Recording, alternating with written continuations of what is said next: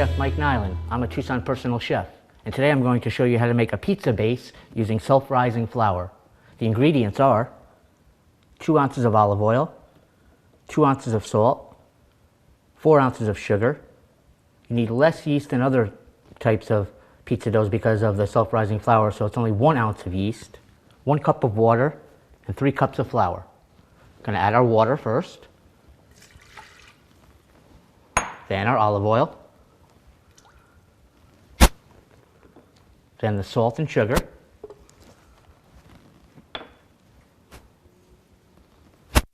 then your flour,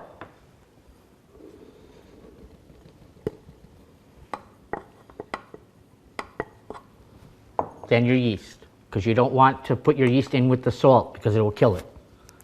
And you want to use lukewarm water because hot water will kill the yeast. And if you use cold water, the dough won't rise at all. We're going to let this mix for 3 to 4 minutes until it pulls away from the bottom of the bowl.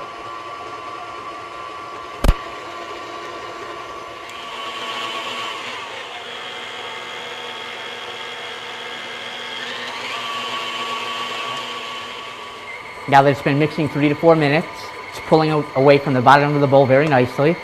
We're going to turn the machine off, take the dough out, and you still have to work it with your hands a little bit to get it to the right consistency.